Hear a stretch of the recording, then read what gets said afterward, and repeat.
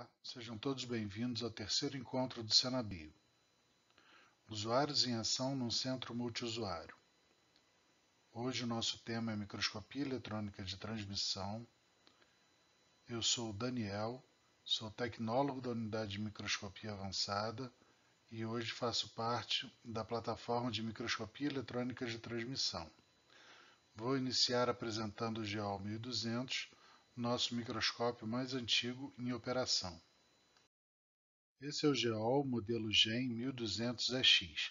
É um equipamento bem completo, está equipado com fontes de elétrons de tungstênio, pode trabalhar de 80 a 120 kV, tem capacidade de operar nos modos de transmissão convencional e no modo de transmissão varredura, conhecido como modo STEM. É equipado para criomicroscopia eletrônica de transmissão e para microanálise por energia dispersiva de raio-x. E possui uma câmera digital Megaview G2 de 1K para aquisição das imagens. Neste vídeo podemos ver o equipamento sendo operado por uma usuária. Podemos ver como é feita a análise de uma amostra biológica e sua riqueza de detalhes. A usuária está analisando a interação entre um parasita e uma célula hospedeira. As imagens estão sendo geradas em uma câmera digital e transmitidas em tempo real para o monitor.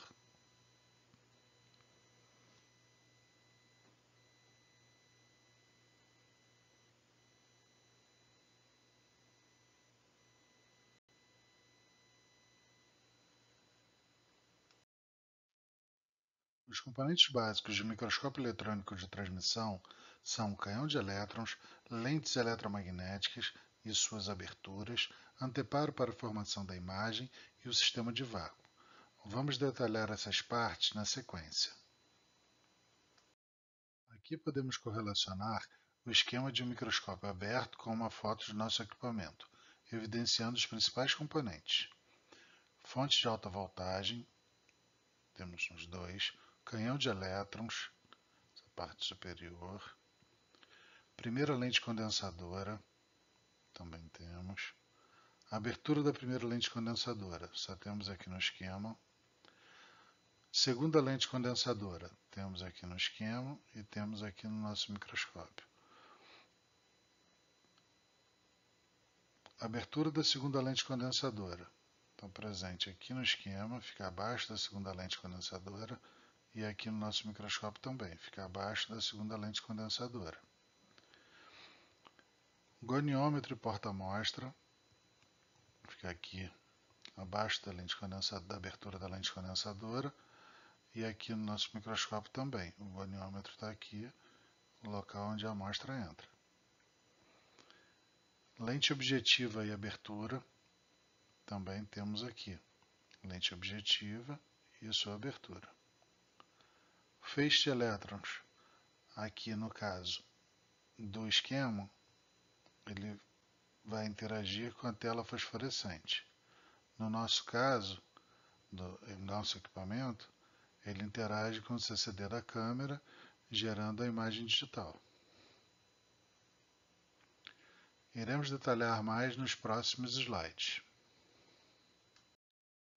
Detalhando os principais componentes do microscópio eletrônico de transmissão, vamos falar do canhão de elétrons. O canhão de elétrons é formado pelo conjunto de catodo e anodo. O catodo é composto pelo filamento e pelo escudo de Vennelt em torno dele. E o anodo é composto por uma placa que atrairá os elétrons em um tubo central por onde os elétrons acelerados irão escoar para dentro da coluna do microscópio. Aqui podemos ver o conjunto do catodo e abaixo a placa do anodo. Nessa imagem temos o conjunto do catodo, composto pelo cilindro de Vennelt, ou escudo de Vennelt, e o filamento em seu interior. E abaixo temos a placa do anodo e o tubo por onde os elétrons vão escoar para dentro da coluna. A emissão dos elétrons acontece ao passarmos uma corrente pelo filamento, assim como em uma lâmpada incandescente.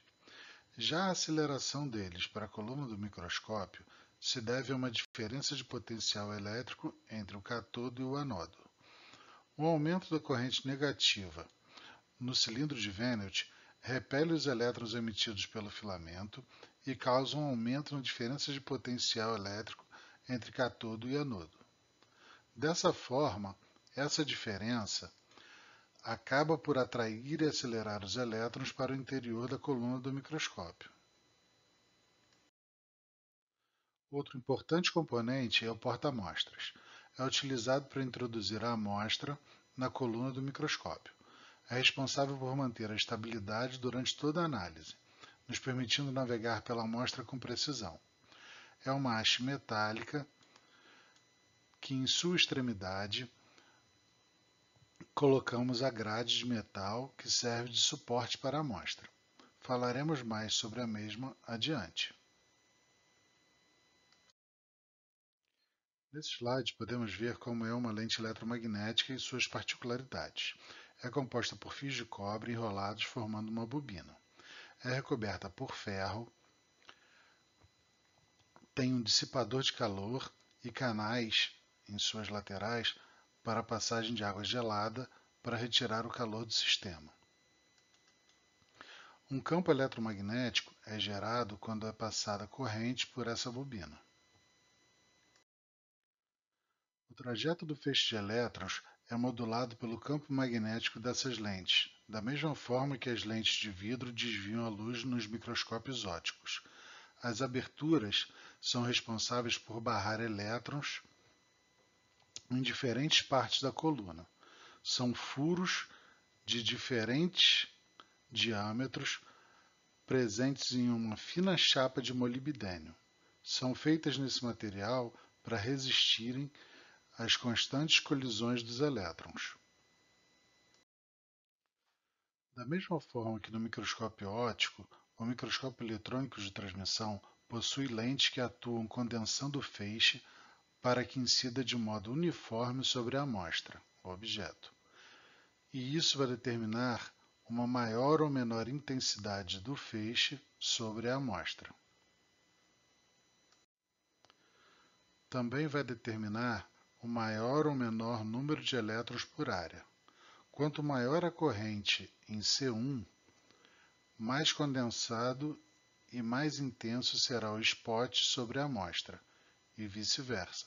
Quanto menor a corrente em C1, maior será o spot e menor será a intensidade dos elétrons sobre a amostra em um ponto determinado. Após atravessar o objeto, os elétrons são modulados pelas lentes objetivas, intermediárias e projetoras, análogas à lente objetiva e ao ocular do microscópio óptico, que vão atuar ampliando a imagem do objeto, a amostra, projetando-a sobre uma tela fosforescente.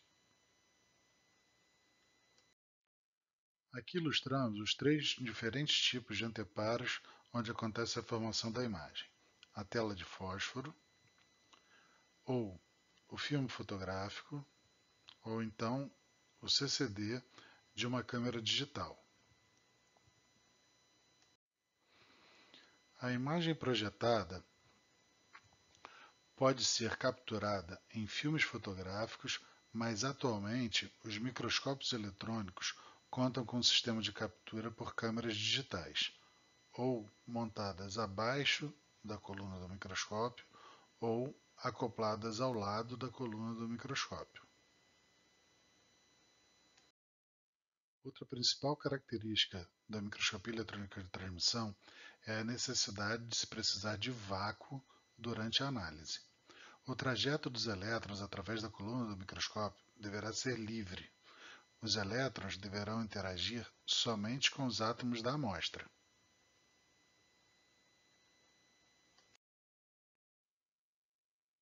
O sistema de vácuo é composto por uma sequência de tubulações, válvulas solenoides e bombas, que vão retirando o máximo possível de moléculas de ar e impurezas do sistema.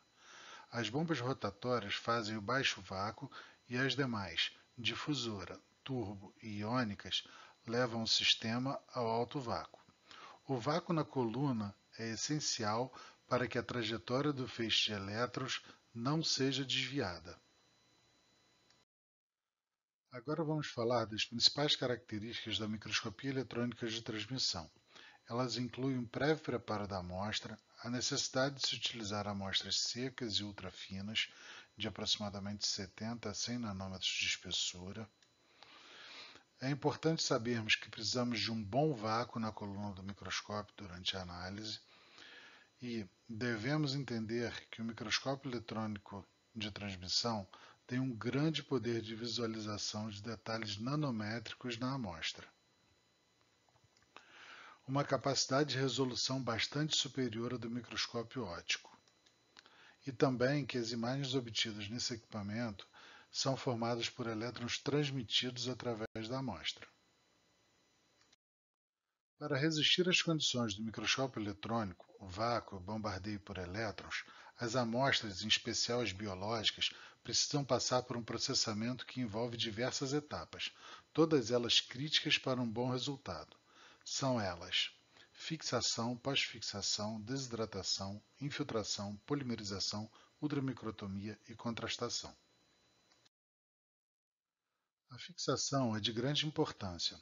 Devemos preservar as características que o material tinha antes do processamento. Pode ser química ou física.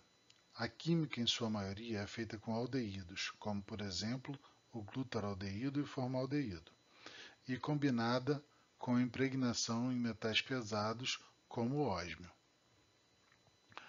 E a física por congelamento, podendo ou não ser associada à química. Toda a água precisa ser removida e o processo de desidratação consiste em passar o material por uma série crescente de etanol ou acetona.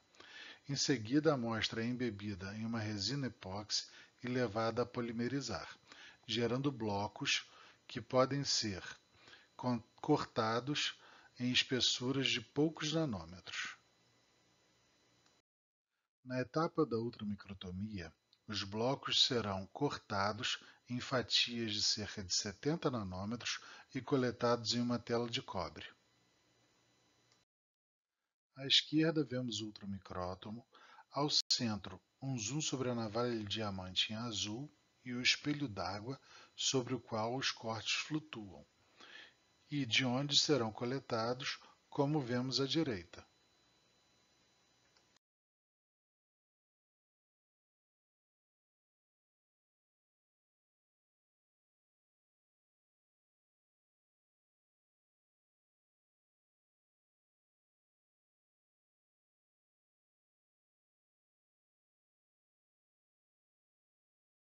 Como as imagens são formadas no microscópio eletrônico de transmissão? Os elétrons podem ter diversos tipos de interação com os átomos da amostra. Nos interessam, no momento, apenas três: os elétrons de espalhamento elástico, que são desviados ao passar próximo ao núcleo de um átomo e sofrem desvios em grandes ângulos, não atingindo a tela de fósforo. 2. Os elétrons não desviados, que não encontram nada em sua trajetória ao passar pela amostra. 3. Os elétrons que sofrem pequenos desvios em sua trajetória ao interagir com o elétron da amostra.